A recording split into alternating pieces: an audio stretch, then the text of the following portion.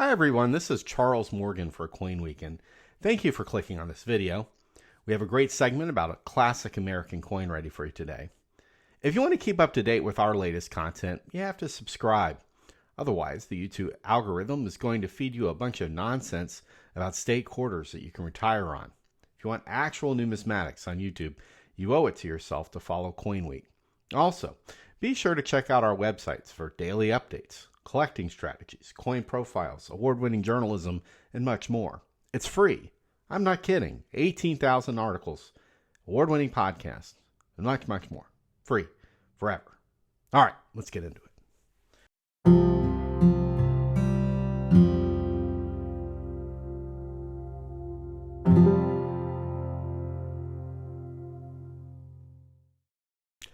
Today we are looking at an 1803 Overton-103 half dollar. This is a circulated example. I've obscured the grade so that you can grade it yourself. Let me know what grade you think NGC gave it in the comments, and in 1 week from today, we'll reveal the grade in the description. If you're an experienced collector of United States coins, or if you watched the video we published last week on the 1799/8 silver dollar, link in the description, you will recognize the design as the Draped Bust Type. The obverse design is based on an illustration provided to the United States Mint by Gilbert Stuart, the famous painter Gilbert Stuart, supposedly. The origin of the design is subject of much numismatic lore. If true, it would be just another highlight in the Rhode Island painter's celebrated portfolio, as the Draped Bust portrait is, in my opinion, one of the most iconic numismatic profiles in the American catalog. Chief Engraver Robert Scot would have executed the dies. The Draped Bust half dollar was struck from 1796 to 1807, but not continuously. There are no examples dated 1798, 9, or 1800, nor is there an example dated 1804. We say dated because there is an important distinction to be made. The mint, in its infancy, made do with what they had, producing coinage with crude machinery and a limping amount of public support. They did this in oppressive conditions, taking intermittent pauses between outbreaks of yellow fever. And while the mint's copper coinage was largely carried out using blanks it purchased from England, the mint's precious metal coinage in silver and gold was largely dependent on the needs of depositors.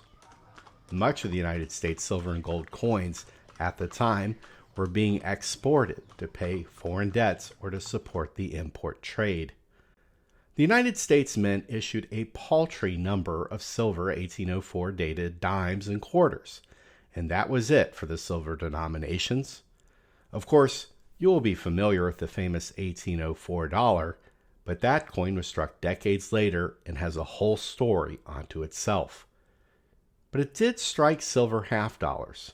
They just weren't dated 1804, and this 1803 dated half dollar was one of them.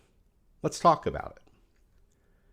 The 1803 half dollar has a reported mintage of 188,234 coins, and it's believed that most of these coins were actually struck in 1804 on 1803 dated dies.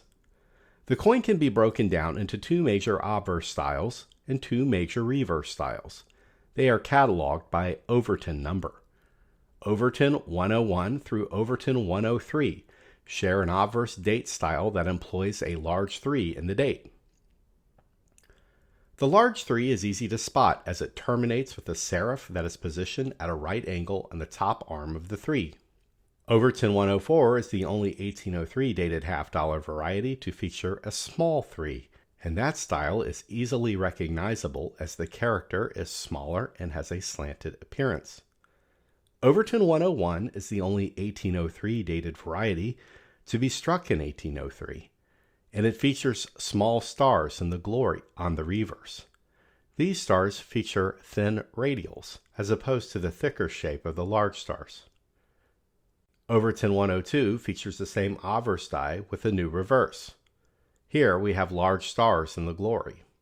The star closest to the beak has separation. There is separation between the clouds in the top row of stars.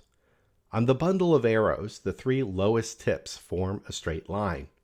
The last berry in the branch has a long stem, longer than the other berries. Overton 103 is the last use of the obverse die that we've reviewed with Overton's 101 and 102, and that is this coin. The difference with Overton 103 is we see the deployment of a new reverse die.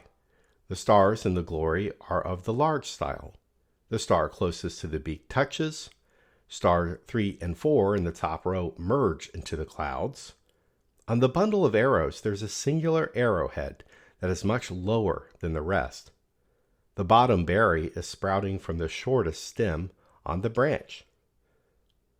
Overton 104 features the small 3-date style, which is thinner and more angular. And that new obverse die is married to the reverse die used in Overton 103.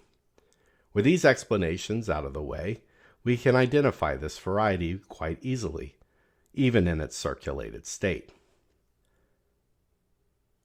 1803 half dollars are rare in mint state and scarce down through AU. 1803 half dollars are rare in mint state and are scarce all the way down through the AU grades. Most surviving examples are going to be in the lower circulated bands like this coin. Recent auction records in the mid-circulated grades for problem-free certified coins range from $600 to $1,200 depending on the grade. So what grade do you think this coin is? And what would you say its current market value is based on recent sales data? Let us know in the comments field below, and until next time, I'm Charles Morgan for CoinWeek. Happy collecting.